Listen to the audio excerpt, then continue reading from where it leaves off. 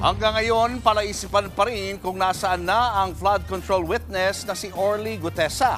Nagkasagutan naman sina Palace Press Officer Claire Castro at political strategist Malu Tiquia. Kaugnay dyan, nasa frontline ng balitang yan si Mayan Los Baños.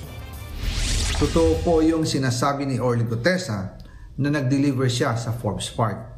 Totoo din po ang sinasabi ni Orly Gutesa na nag-deliver siya sa Malacanang nung siya ay nasa Senado. Sinigundahan ni Zaldico ang mga testimonya ng kanyang dating security consultant na si Orly Gutesa.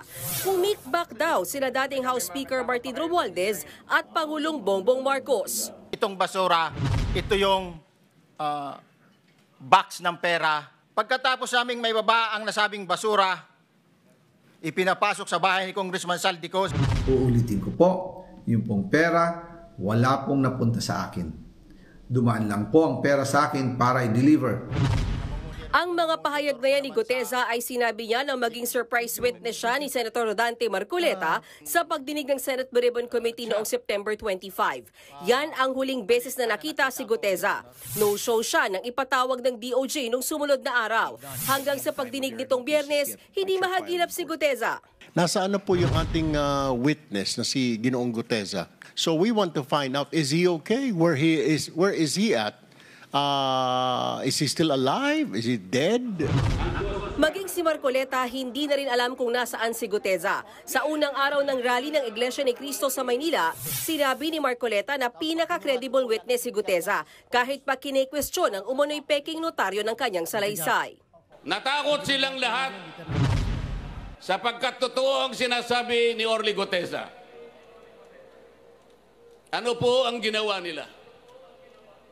Ang pinagtuunan po nila ay hindi umano na peking notaryo.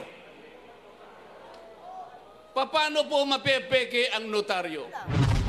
Sa protesta, special coverage ng News 5, One News, One PH at True FM, maging sina Palace Press Officer Undersecretary Claire Castro at political strategist na si Malu Tiquia nagkainitan sa kung nasaan nga ba si Gutesa. Si Gutesa siguro alam ni Yuse kung nasaan si Gutesa. Bakit naman sa akin ibibintang? Baka kayo may alam. Total kayo naman yata may kakilala dyan. Hindi, ikaw ang nasa gobyerno eh. Pero teka lang, sino ba nag-present sa kanila? Mga kaalyado hindi ko alam kung sino nag-present. Please do not accuse me. Hindi kami nag-present dyan. Baka kaalyado nyo nag-present dyan. Hindi.